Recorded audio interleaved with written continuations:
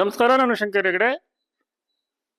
ಉಚಿತ ಮತ್ತು ಸುಲಭವಾಗಿ ಜ್ಯೋತಿಷ್ಯ ಕಲಿಯಿರಿ 4ನೇ ಕ್ಲಾಸಿಗೆ ಎಲ್ಲರಿಗೂ ಸ್ವಾಗತ. ಮೊದಲನೇದಾಗಿ ನಾನು ಹೇಳ್ತೇನೆ, ನನ್ಗೆ ಗೊತ್ತು ಈ ಲೆಕ್ಕಾಚಾರಗಳ ವಿಚಾರ ಬಂದ ತಕ್ಷಣ ಜ್ಯೋತಿಷ್ಯ ಕಲಿಯೋರ ಸಂಖ್ಯೆ ಕಡಿಮೆ ಆಗಿಬಿಡುತ್ತೆ. ಯಾಕೆಂದ್ರೆ ಈಗಿನವರಿಗೆಲ್ಲ ಕೈಯಿಂದ ಲೆಕ್ಕಾಚಾರ ಮಾಡೋದು ಬೇಡ, ಎಲ್ಲ ಆ್ಯಪ್ ಇದೆಯಲ್ಲ, ಯಾಕೆ ಸುಮ್ಮನೆ ಕೈಯಿಂದ ಲೆಕ್ಕಾಚಾರ ಮಾಡಿ ತಲೆ ಕೆಡಿಸ್ಕೊಡೋದು ಅಂತ ಒಂದು ತಲೆಯಲ್ಲಿರುತ್ತೆ. ಬಟ್ ಕನಿಷ್ಠ ನವಾಂಶ ದೇಶಕರಣಗಳನ್ನಾದರೂ ನಾವು ಕೈಯಿಂದ ಲೆಕ್ಕ ಹಾಕುವಷ್ಟು ಒಂದು ಪೇಪರ್ ಪೆನ್ನು ತಗೊಂಡು ಲೆಕ್ಕ ಹಾಕುವಷ್ಟು ನಮಗೆ ಬರಲಿಲ್ಲ ಅಂತಂದರೆ ಜ್ಯೋತಿಷ್ಯ ಮುಂದೆ ಕಷ್ಟ ಆಗುತ್ತೆ. ಬೇಸಿಕ್ ಐಡಿಯಾ ಇರಬೇಕಾಗತ್ತೆ. ಹಾಗೆ ಕನಿಷ್ಠ ಒಂದು 25 ಜಾತಕಗಳಿಗಾದರೂ ಅಷ್ಟಕವರ್ಗವನ್ನು ಕೈಯಿಂದ ಹಾಕಬೇಕು. ಆಗ ಅದರದ್ದು ಒಂದು ಕಾನ್ಸೆಪ್ಟ್ ನಮಗೆ ಕರೆಕ್ಟಾಗಿ ಅರ್ಥ ಆಗುತ್ತೆ.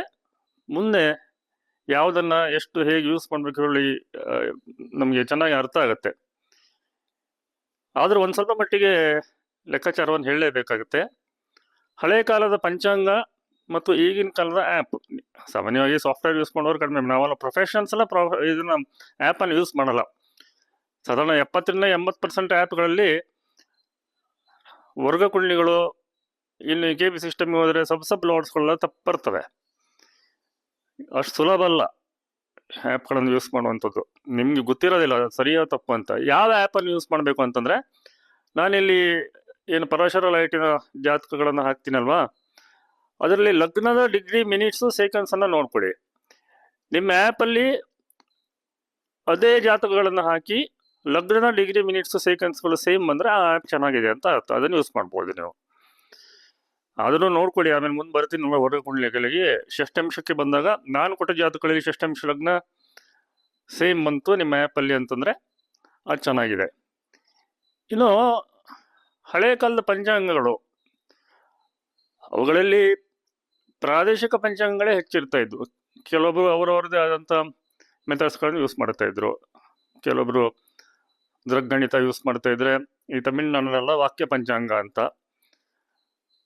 ಬಟ್ ನೀವು ಸುಮಾರು ಒಂದು 60 ವರ್ಷದ ಹಿಂದಿನ ಪಂಚಾಂಗಗಳನ್ನು ನೋಡಿ, ಅವುಗಳನ್ನು ಈಗಿನ ಪರಾಶರ ಲೈಟ್ನಂಥ ಸಾಫ್ಟ್ವೇರು ಅಥವಾ ಒಳ್ಳೆ ಆ್ಯಪು ಅವುಗಳಲ್ಲಿ ಹಾಕಿ ನೋಡಿ,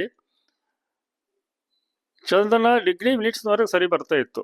ಸೀಕ್ವೆನ್ಸ್ಗಳು ಸರಿ ಬರ್ತಾ ಇರಲಿಲ್ಲ. ಕೆಲವೊಂದು ಸಲ ಗುರು ಡಿಗ್ರಿನೇ ತಪ್ಪು ಬರ್ತಾ ಇದ್ದ ಪಂಚಾಂಗಗಳು ಸಿಗ್ತವೆ ನೀವು ಒಂದು 70-80 ವರ್ಷ ಹಿಂದಿನ ಪಂಚಾಂಗಗಳನ್ನು ತಗೊಂಡು ಹೋದರೆ. ಬಟ್ ಆಗಿನ ಕಾಲದ ಜ್ಯೋತಿಷಿಗಳಿಗೆ ಅಂತಃಶಕ್ತಿ ಚೆನ್ನಾಗಿರ್ತಿತ್ತು, ಚಾಲೆಂಜಸ್ಗಳು ಕಡಿಮೆ ಇರ್ತಾ ಇದ್ವು.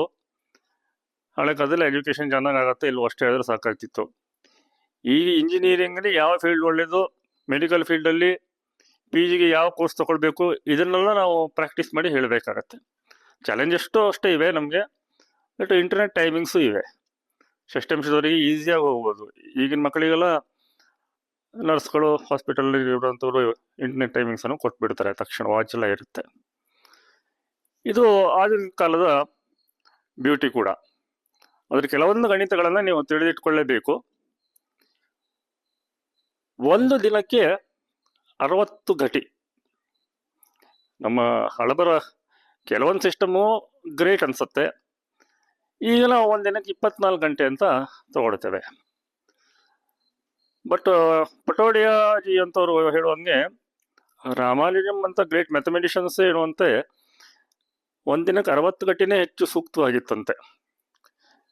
ಯಾಕೆಂತಂದರೆ ನೀವು 2ರಿಂದ ಡಿವೈಡ್ ಮಾಡಿ 24 ಡಿವೈಡ್ ಮಾಡ್ಬೋದು. ಒಂದು ದಿನಕ್ಕೆ 24 ಗಂಟೆ ಅಂತ ತಗೊಂಡ್ರೆ 60 ಮಾಡ್ಬೋದು, 3ರಿಂದ ಮಾಡ್ಬೋದು, 4ರಿಂದ ಮಾಡ್ಬೋದು. 5ರಿಂದ 24 ಡಿವೈಡ್ ಮಾಡೋಕ್ಕಾಗಲ್ಲ, 60 ಡಿವೈಡ್ ಮಾಡೋಕ್ಕಾಗತ್ತೆ. ಇಂಥ ಕಾರಣಗಳು ಅನೇಕ ಇವೆ. ಆಮೇಲೆ ಪ್ರಾದೇಶಿಕ ಪಂಚಾಂಗಗಳಲ್ಲಿ IST ಇರಲಿಲ್ಲ. ಆಗಲ್ಲ LMT ಹೆಚ್ಚು ಯೂಸ್ ಮಾಡ್ತಿದ್ರು. ಸ್ವಾತಂತ್ರ್ಯ ಬಂದ ನಂತರನೂ ಒಂದು ದಶಕಗಳ ಕಾಲ ಸಾಕಷ್ಟು ಜನ ಲೋಕಲ್ ಮೀನ್ ಟೈಮನ್ನೇ ಯೂಸ್ ಮಾಡ್ತಾಯಿದ್ರು. ಇದೆಲ್ಲ ಗೊತ್ತಿರಬೇಕು. ಒಂದು ದಿನಕ್ಕೆ 60 ಘಟಿ. ಸೊ ಒಂದು ಘಟಿ ಅಂತಂದರೆ 24 ನಿಮಿಷಗಳು ಗಡಿಯಾರದಲ್ಲಿ. ಸಾಮಾನ್ಯವಾಗಿ ಮುಹೂರ್ತಕ್ಕೆಲ್ಲ ಎಷ್ಟು ನಿಮಿಷ ಅಂತ ಕೇಳ್ತಾರೆ. ಇನ್ ಜನರಲ್ 2 ಘಟಿಗೆ ಒಂದು ಮುಹೂರ್ತ ಅಂತ ಹೇಳ್ತಾರೆ. ಅಂದರೆ 48 ನಿಮಿಷಗಳವರೆಗೆ ಒಂದು ಮುಹೂರ್ತ ಅಂತ ಸಾಮಾನ್ಯವಾಗಿ ತಗೊಳ್ತಾರೆ. ಇನ್ನು ಬೇರೆ ಬೇರೆ ಅಭಿಪ್ರಾಯಗಳು ಇವೆ, ಅದನ್ನೆಲ್ಲ ಮುಂದೆ ಚರ್ಚೆ ಮಾಡೋಣ. ಇದು ಮೊದಲು ಲೆಕ್ಕ ಹಾಕೊಳ್ಳಿ. ಒಂದಿನಕ್ಕೆ 60 ಘಟಿಗಳು. So 1 Ghati is equal to ಗಡಿಯಾರದ 24 ನಿಮಿಷಗಳು. 2.5 ಘಟಿ ಅಂತಂದ್ರೆ 1 ಗಂಟೆ, ಗಡಿಯಾರದ 1 ಗಂಟೆ 60 ನಿಮಿಷ. ಇದಿಷ್ಟನ್ನ ದಯವಿಟ್ಟು ಅರ್ಥ ಮಾಡ್ಕೊಳ್ಳಿ. ಆಮೇಲೆ ಹೃದಯ ಶರ್ಮಾಜಿಯವರೆಲ್ಲ ಅವ್ರದ್ದೇ ಪಂಚಾಂಗ ಬರೀತಿದ್ರು, ವಿಶ್ವವಿಜಯ ಪಂಚಾಂಗ ಅಂತ. ಅದ್ರಲ್ಲಿ ಅವ್ರು ಏನು ಬರೀತಿದ್ರು ವಾರ್ಷಿಕ ಫಲಗಳನ್ನ ಒಂದು ಫೇಲ್ ಆಗ್ತಾ ಇರಲಿಲ್ಲ. ಜಾತಕನೇ ಇಲ್ಲಿದ್ದೆ ಅವರು ಕೆನಡಿಯವರ ಹತ್ಯೆಯನ್ನ ಬಹಳ ಮುಂಚೆನೆ ಹೇಳಿದ್ರು ಅಂತ KN ರಾಜೀವ್ ಬರೆದಿದ್ದಾರೆ ಅವರ ಪುಸ್ತಕದಲ್ಲಿ ಹೇಳ್ತಾರೆ. ಸೊ ಅವ್ರ ಹತ್ರ ಕಪೂರ್ ಚಕ್ರ ಅಂತ ಇತ್ತಂತೆ, ಕರ್ಪೂರ ಅಥವಾ ಕಪೂರ್ ಚಕ್ರ ಅಂತ. ಅದಕ್ಕೆ ಜಾತಕನೇ ಬೇಕಾಗ್ಲಿಲ್ಲಂತೆ. ಅದರದ್ದೇ ಆದ ಮೆಥಡ್ ಅಲ್ಲಿ ಫಲ ಹೇಳಲಿಕ್ಕೆ ಆಗ್ತಿತ್ತಂತೆ. ತಪ್ತಾನೆ ಇಲ್ಲ, ಫೇಲ್ಯೂರೇ ಇಲ್ಲ ಅಂತ ಹೇಳ್ತಿದ್ರಂತೆ ಹರ್ದೇವ್ಜಿ. ಅದಕ್ಕೆ 1% ಫೇಲ್ಯೂರು ಇಲ್ಲ ಅದಕ್ಕೆ ಅಂತ ಹೇಳ್ತಿದ್ರಂತೆ ಹರ್ದೇವ್ ಶರ್ಮಾಜಿ. KN ರಾಜೀವ್ ಅದನ್ನು ಕಲೀಲಿಲ್ಲಪ್ಪ, ಯಾಕೋ ಏನೋ ಗೊತ್ತಾಗ್ಲಿಲ್ಲ. ಬಟ್ ಯಾರೋ ಅದನ್ನ ನೋಡ್ಬಿಟ್ಟು ತಂದು ಕೊಡ್ತೀವಿ ಅಂತ ಹರ್ದೇವ್ ಶರ್ಮಾಜಿ ಅವರ ಹತ್ರ ತಗೊಂಡು ಹೋಗ್ಬಿಟ್ಟು ಆಮೇಲೆ ವಾಪಸ್ಸೇ ಕೊಡ್ಲಿಲ್ಲಂತೆ. ಹೀಗೆ ಕೆಲವೊಂದು ವಿದ್ಯೆಗಳು ನಮ್ಮಲ್ಲಿ ನಷ್ಟ ಆಗ್ಬಿಡ್ತವೆ. ಆಕ್ಚುಲಿ ಕಪೂರ್ ಚಕ್ರವನ್ನ ವಿಕ್ರಮಾದಿತ್ಯನಿಗೆ ಒಬ್ಬ ಸಾಧು ರೆಡಿ ಮಾಡಿಕೊಟ್ಟದ್ದಂತೆ, ಫೇಲ್ಯೂರೇ ಇರಲಿಲ್ಲ ಅದಕ್ಕೆ ಅಂತ ವಿಶೇಷ ವಿದ್ಯೆಗಳೆಲ್ಲ ನಮ್ಮ ಪರಂಪರೆಯಿಂದ ನಾಶ ಆಗ್ಬಿಟ್ಟಿವೆ. ಈಗ ಅದು ನೀವು ಎಲ್ಲಿಂದ ತರೋದು? ಈಗ ಯಾರಿಗೆ ಗೊತ್ತಿದೆ? ಇಲ್ಲ ಅಲ್ವಾ? ಜಾತಕನೇ ಬೇಕಾಗಿಲ್ಲ ಅಂತ, ಅಷ್ಟು ಚೆನ್ನಾಗಿ ವರ್ಕ್ ಆಗ್ತಿತ್ತಂತೆ, ಫೇಲ್ಯೂರು ಇಲ್ಲ ಆಗಿತ್ತಂತೆ. ಅದಕ್ಕೆ ಅಂತ ನಷ್ಟಗಳು ಆಗಿವೆ. ಹಳೆ ಕಾಲದಲ್ಲಿ ಮತ್ತೆ ಇಷ್ಟೊಂದು ಚಾಲೆಂಜಸ್ ಇರಲಿಲ್ಲ, ಗಡಿಯಾರಗಳಿರಲಿಲ್ಲ. ಬಂದಾದ ಗಡಿಯಾರಗಳು ದಿನಕ್ಕೆ 2 ಸಲ ಸರಿಯಾದ ಟೈಮನ್ನು ತೋರಿಸ್ತಾ ಇದ್ವು. ಅದನ್ನೆಲ್ಲ ಬಿಟ್ಬಿಡಿ. ಈಗ ಇಂಟರ್ನೆಟ್ ಟೈಮಿಂಗ್ಸು, ಆ್ಯಪಲ್ಲಿ ಮಾತ್ರ ಟೆಸ್ಟ್ ಮಾಡ್ಕೊಳ್ಳಿ. ಓಕೆ, ನೀವು ಯೂಸ್ ಮಾಡೋ ಆ್ಯಪ್ ಸರಿ ಇದೆಯಲ್ವ, ಅದು ಭಾಳ ಇಂಪಾರ್ಟೆಂಟು. ನಾನು ಇಲ್ಲಿವರೆ ಸಾಕಷ್ಟು ಜಾತಕಗಳನ್ನು ಹಾಕಿದ್ದೀನಿ, ಅವುಗಳನ್ನೆಲ್ಲ ನೋಡ್ಕೊಳ್ಳಿ ಸರಿ ಇದೆಯಲ್ವ. ಲಗ್ನ ಡಿಗ್ರಿ ಮಿನಿಟ್ಸು ಸೆಕೆಂಡ್ಸು ಸರಿ ಬಂದರೆ ಸರಿ ಇದೆ. ಹಾಗೆ ಚಂದ್ರ ಆಮೇಲೆ ಹೇಳಿದ್ನಲ್ವ, ಹುಟ್ಟಬೇಕಿದ್ರೆ ಚಂದ್ರ ಯಾವ ನಕ್ಷತ್ರದಲ್ಲಿದ್ದಾನೋ ಅದು ಅವರ ಜನ್ಮ ನಕ್ಷತ್ರ ಆಗತ್ತೆ. ಉದಾಹರಣೆಗೆ ಹುಟ್ಟಬೇಕಿದ್ರೆ ಚಂದ್ರ ಪುಷ್ಯ ನಕ್ಷತ್ರದಲ್ಲಿದ್ದ ಅಂತಂದ್ರೆ ಅವರ ನಕ್ಷತ್ರ ಪುಷ್ಯ ಆಗತ್ತೆ, ರಾಶಿ ಕರ್ಕಾಟಕ ಆಗತ್ತೆ. ಆ ಟೇಬಲ್ ಮಾಡ್ಕೊಡ್ತೀನಿ. ಲೆಕ್ಕಾಚಾರ ಜಾಸ್ತಿ ಹೇಳಿದಷ್ಟು ಜ್ಯೋತಿಷದ ಕಲಿಯುವಿಕೆ ಕಡಿಮೆ ಆಗುತ್ತೆ. ಯಾಕಂದ್ರೆ ಎಲ್ಲ ಆ್ಯಪಲ್ ಬರುತ್ತೆ, ಮತ್ತೆ ಯಾವನ ಅದನ್ನ ಲೆಕ್ಕಾಚಾರ ಮಾಡ್ತಾನೆ ಹೇಳಿದ್ನಲ್ಲ, ಮತ್ತೆ ರಿಪೀಟೆಡ್ಲಿ ಅದನ್ನ ಹೇಳ್ತಾ ಇದ್ದೀನಿ. ಬಿಟ್ಬಿಡ್ತಾರೆ ಜನ, ನನಗೆ ಗೊತ್ತು ಅದು. ಬಟ್ ಅದನ್ನ ಕಲಿಸ್ತಿದ್ದೆ ಹೋಗಲ್ಲ, ನಾನು ಮಿಡ್ಲಲ್ಲಿ ಎಲ್ಲೋ ಕಲಿಸ್ತೀನಿ. ಟೆಸ್ಟ್ ಮಾಡಿಕೊಂಡು ಆ್ಯಪ್ಗಳನ್ನು ಯೂಸ್ ಮಾಡಿ, ಸಾಫ್ಟ್ವೇರನ್ನು ಯೂಸ್ ಮಾಡೋದು ಬಹಳ ಒಳ್ಳೆಯದು. ಆಮೇಲೆ ಬಹಳ ಮುಖ್ಯವಾದ ವಿಚಾರ ಅಂತಂದ್ರೆ, ಹುಟ್ಟಿದ ನಕ್ಷತ್ರಕ್ಕೆ ಮತ್ತು ರಾಶಿಗೆ ಫಲ ಹೇಳೋದನ್ನೆಲ್ಲ ನಂಬೇಡಿ ಅಂತ ಹೇಳಿದ್ನಲ್ಲ, ಅದೆಲ್ಲ ಒಂಥರ ಜ್ಯೋತಿಷ್ಯದ ಮರ್ಡರ್ ಮಾಡೋದಂಗೆನೆ. ಹಾಗೇನೆ ಸಾಕಷ್ಟು ಮೂಢನಂಬಿಕೆಗಳಿವೆ. ಹುಟ್ಟಿದ ನಕ್ಷತ್ರಗಳಿಗೆ ಫಲ ಹೇಳೋದು ಕೂಡ ಅದು ವೇಗೆ. ಎಲ್ಲೋ ಲಕ್ಷದಲ್ಲಿ ಒಬ್ಬರಿಗೆ ಎಕ್ಸಾಕ್ಟ್ ಆಗಿ ಎಲ್ಲ ಇದು ಮ್ಯಾಚ್ ಆಗ್ಬೋದು, ಪ್ರಿಡಿಕ್ಷನ್ಸ್ಗಳು ಮ್ಯಾಚ್ ಆಗ್ಬೋದು ಅಷ್ಟೇ. ಒಂದಿನಕ್ಕೆ ಒಂದು ನಕ್ಷತ್ರ ಇರುತ್ತೆ, 24 ಗಂಟೆಗೆ ಸುಮಾರು ಒಂದು ನಕ್ಷತ್ರ ಆಗತ್ತೆ. ಈ ಮೂಢನಂಬಿಕೆಗಳಿದೆಯಲ್ಲ, ಆಶ್ಲೇಷ ನಕ್ಷತ್ರದಲ್ಲಿ ಹುಟ್ಟಿದವರಿಗೆ ಅತ್ತೆ ಇಲ್ಲದ ಮನೆಗೇನೆ ಮದುವೆ ಮಾಡಿಕೊಡ್ಬೇಕು ಅಂತ, ಅದು ಮೂಢನಂಬಿಕೆ. ಮೂಲ ಗ್ರಂಥಗಳಲ್ಲಿ ಅವೆಲ್ಲ ಇಲ್ಲ. ಇದರಿಂದೆಲ್ಲ ನಾವು ಹೊರಗಡೆ ಬರಬೇಕು. ಹಾಗಾಗಿ ನಕ್ಷತ್ರಗಳಿಗೆ ಫಲಗಳದು, ಈಗ ನೀವೊಂದು 20 ಫಲ ಹೇಳಿದ್ರೆ 1-2 ನಿಮಗೆ, ಅಥವಾ ಒಂದು 4ವರೆಗೂ ನಿಜ ಆದಾಗ ಅನ್ಸತ್ಯ ಬಿಟ್ರೆ, ಕೆಲವೊಂದು ಕಾಕತಾಳೀಯ ಆಗಿರುತ್ತೆ ಬಿಟ್ರೆ ಅದು ಸತ್ಯ ಅಲ್ಲ. ಹಾಗಾಗಿ ಆಶ್ಲೇಷ ನಕ್ಷತ್ರದಲ್ಲಿ ಹುಟ್ಟಿದವರಿಗೆ ಅತ್ತೆ ಇಲ್ಲಿಂದ ಮನೆ ಕೊಡಬೇಕು, ಅದು ಸುಳ್ಳು. ಹಾಗೆ ಮೂಲ ನಕ್ಷತ್ರದಲ್ಲಿ ಹುಟ್ಟಿದವರು ಉದ್ಧಾರ ಆಗೋದಿಲ್ಲ, ಅದು ಸುಳ್ಳು.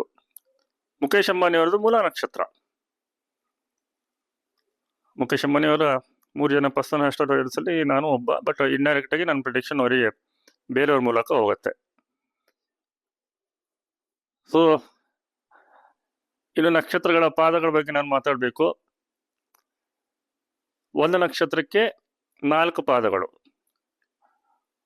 ಒಂದು ಪಾದ 3 ಡಿಗ್ರಿ 20 ನಿಮಿಷ. ಈಗೆಲ್ಲ ಗಟಿ ವಿಗಟಿ ಎಲ್ಲ ಹೋಯ್ತು ಕಾಲ, ಎಲ್ಲ ಡಿಗ್ರಿ ಮಿನಿಟ್ ಸೆಕೆಂಡ್ಸ್ಗಳಲ್ಲೇ ನಾವು ಮಾತಾಡಬೇಕಾಗತ್ತೆ. ಒಂದು ನಕ್ಷತ್ರದ ಒಂದು ಪಾದ ಅಂತಂದ್ರೆ 3 ಡಿಗ್ರಿ 20 ನಿಮಿಷ. ಅದೇ 1 ನವಾಂಶದ ರಾಶಿ ಕೂಡ ಆಗತ್ತೆ. ಇಷ್ಟೇ ಗಣಿತವನ್ನು ಹೇಳ್ಕೊಡ್ತೇನೆ. ಮುಂದೆ ಇದರ ಫುಲ್ ಚಾರ್ಟನ್ನು ಕೊಡ್ತೇನೆ ನಾನು. ಈ ಸದ್ಯಕ್ಕೆ ನೀವು ನಕ್ಷತ್ರಗಳು ಹೇಳಿದ್ರೆ, ಈ ಪುಷ್ಯ ನಕ್ಷತ್ರ ಹುಟ್ಟಿದಾಗ ಶನಿ ದಶ ಎಷ್ಟಿರುತ್ತೆ, ಬಾಕಿ ಇದೆ, ಎಷ್ಟು ಸಂದು ಹೋಗಿದೆ, ಎಷ್ಟು ಉಳಿದಿದೆ, ಅದನ್ನು ಬರೆದಿರ್ತಾರೆ. ಇಂಥ ಶನಿ ದಶದಲ್ಲಿ ಇಂಥ ಭುಕ್ತಿ ಅಂತ. ಶನಿ ನಂತರ ಬುಧನ ದಶ ಬರುತ್ತೆ 17 ವರ್ಷದ್ದು. ವಿಂಶೋತ್ತರ ದಶ ಟೋಟಲ್ ಆಗಿ 120 ವರ್ಷದ್ದು. ನನ್ನ ಪಂಚಾಂಗದ ಒಂದು ಪೇಜನ್ನು ಕಾಪಿ ಹಾಕಿದ್ದೀನಿ, ನೋಡ್ಕೊಳ್ಳಿ. ಅದರಲ್ಲಿ ಕನ್ನಡ ಓದ್ಲಿಕ್ಕೆ ಬಂದರೆ ಯಾವ್ಯಾವ ಗ್ರಹಗಳಿಗೆ ಎಷ್ಟೆಷ್ಟು ವರ್ಷ ವಿಂಶೋತ್ತರಿಯಲ್ಲಿ ಅಂತ ಇರುತ್ತೆ. ಸೂರ್ಯನಿಗೆ 6 ವರ್ಷ, ಚಂದ್ರನಿಗೆ ಟೋಟಲ್ ಆಗಿ 10 ವರ್ಷ, ಕುಜನಿಗೆ 7 ವರ್ಷ, ರಾಹುವಿಗೆ 18 ವರ್ಷ, ಗುರುವಿಗೆ 16 ವರ್ಷ, ಶನಿಗೆ 19 ವರ್ಷ, ಬುಧನಿಗೆ 17 ವರ್ಷ, ಕೇತುವಿಗೆ 7 ವರ್ಷ, ಶುಕ್ರನಿಗೆ 20 ವರ್ಷ. ಹೀಗೆ ಅದು ಸೈಕ್ಲಿಕ್ ಆರ್ಡರಲ್ಲಿ ಹೋಗುತ್ತೆ. ಒಟ್ಟು 120 ವರ್ಷಗಳು. ಇದಿಷ್ಟನ್ನು ರೂಢಿ ಮಾಡಿ ಇಟ್ಕೊಂಡಿರಿ ಸಾಕು. ಮುಂದಿನ ಕ್ಲಾಸಲ್ಲಿ ಮತ್ತೆ ಸಿಗ್ತೇನೆ. ನಮಸ್ಕಾರ.